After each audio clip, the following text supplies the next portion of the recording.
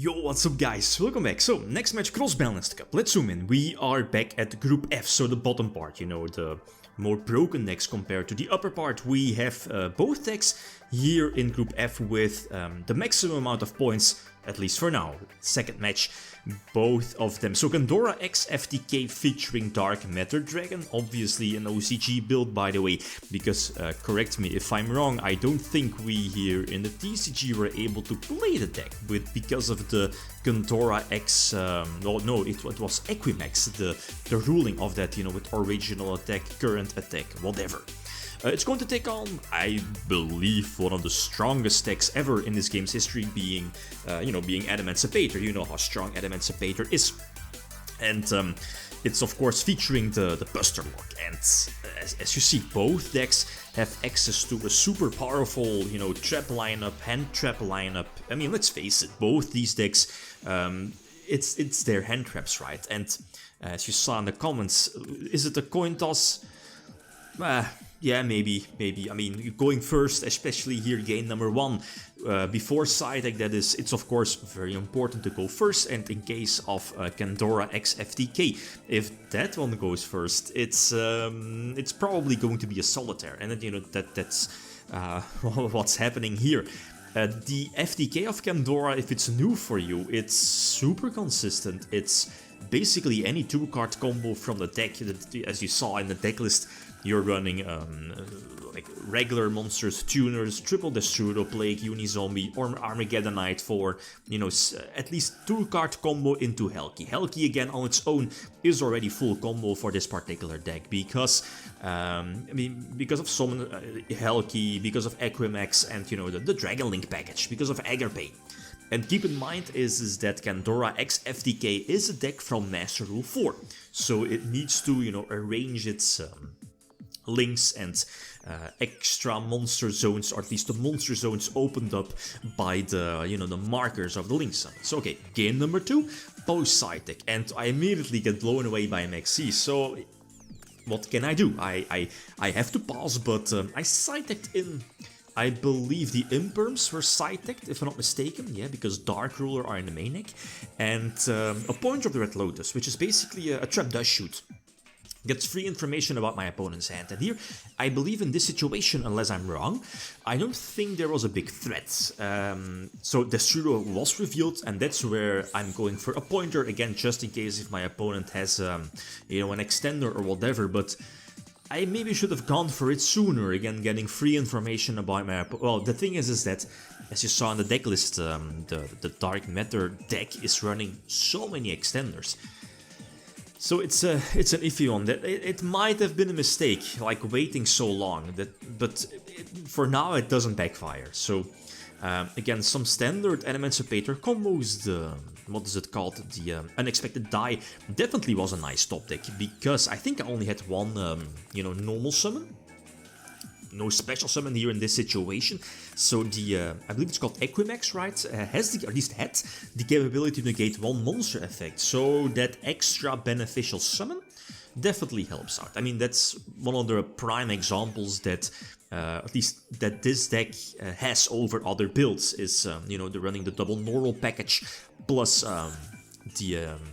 you know, the Unexpected Die for more special summons. In other builds you would see, you know, the Madolche Petting Cessor, for example, but that one has its own issues. So okay, 1-1, going second this time, and I'm like, okay, Nibiru's are back in the main deck, but the thing is that, as you see here, is because this was an OCG build, the Gandora-X FTK, it can go for, you know, very easy double level 4 on field, and it can go for Azathoth on summon number 5, so that means I can't go for Nibiru if I had that one, or at least if I would have that one, but Imperm, that's definitely a good one. So the thing is that you could kind of risk it, maybe, and wait it out and use Imperm later on probably Gandora, maybe. But I was like, well, I mean, the deck already used up so many resources. So like the last cards in hand, they really need to be really good cards to keep extending your plays. And we see now it's Boots and Kalbai. So I can again capitalize on the one-off Imperm. I'm honest, Imperm definitely saves the day here in the third duel, and I can establish my board, go for Herald as soon as possible, right? Not taking any risks, and here I'm not sure, the Unicorn wasn't really needed, so Called By is indeed negated by Herald. And yeah, you know how broken Blood Dragon is. Go for Weeping Doll, I believe the name is. It's basically a searcher of Blood Dragon, a level 2 level 2 one that's not a tuner. So that could be important with the Adamancipator level 6 Wind, which off of your whatchamacallit, Martial Marcher is a tuner, you know, your level 6 tuner. So then this is more than enough to attack for a game. So okay, Adamancipators are back, have the advantage, again very very important going into game number 4. Okay, so go second, and I see my opening hand and I'm like, okay, it's decent, an Nibiru again, so hopefully no double level 4 plus follow up in the form of a tuner. But of course it's there, so the asset on summon number 5 I think. So I can't use Nibiru, and this is pretty much game over again. No Imperm to potentially negate the Helgi Fibrix, and again a tutorial of how to OTK your opponent with the Gandora-X FTK from the OCG. So it's all coming down to another 5 gamer, and we've seen it before in this season. We have a lot of duels matches that went into game number 5. So that's cool, I guess. Some very similar power levels between the decks. But again, as I mentioned before, game number 5, so Adamancipators, should have the advantage going first, especially because of Buster Luck. One problem though is Maxi. Maxi could definitely be a problem. So let's take a look. We are going into the next duel, the last game number 5. No Maxi. But we see the Shine Ball there. So Ra. So we already see Ra's Fear Mode, and okay, so I go first. And this is, no Maxi in any circumstance. This almost would be GG, other than, Ra's Fear Mode evenly matched. Even evenly matched can be negated, but, Ra's Fear Mode plus follow-ups, that could be a biggie. So I can, get out the Herald of the Arclight as soon as possible for the potential Ash Blossom. And as you know, Helgi with Link Cross legal is basically full combo. So again, go for Helgi, the Link Cross for 1 token, put up Cerberus, basically more earthed monsters in the graveyard, or potential Link monster for the Boral Savage. But here in this case, I could probably go for at least equip or attach the Helgi from the graveyard, because I'm not going for the the Adamancipator level 8 Dragite. Yeah, Dweller is much more important, especially in this matchup where your opponent is like main decking or side decking the Ra's Fear Mode. So again, Dweller during the potential standby phase. I don't think I have any space to put up a Masquerina as well. If it was there, I probably misplayed, but look at this. You have Appaloosa, 3 materials, you have Dweller, which is in effect, Boral Savage, and what was the other one?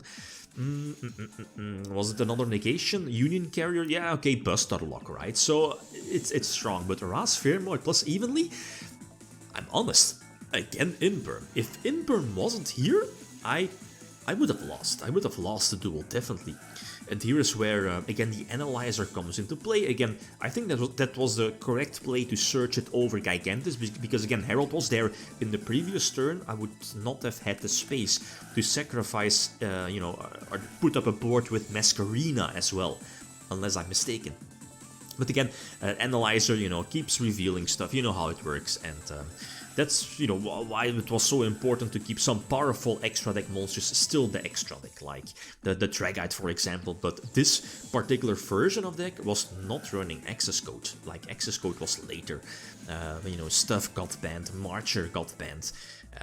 So it was a really close one. Like, going first obviously was very important for both these decks. But, Imperms definitely came in clutch. Maxis, I believe only during game number 2 we saw a Maxi, a clutch Maxi. But other than that, I feel this was an okay match. Like, okay, dice roll was important, but still hand traps alike, which is, it's a given fact. So, next duel, and we have Monarchs, Domain Monarchs from 2016. It's going to take on one of the more powerful decks of our previous format, Tri-Brigade Zodiac. So, yeah. Feel free to leave your predictions, but I'm not sure about Domain. I mean, Tri-Brigade Zoo is such a powerful list. So, okay, guys, that's it. Thanks for watching. Feel free to leave a comment or like if you enjoyed the video. Lead him signing out. Peace.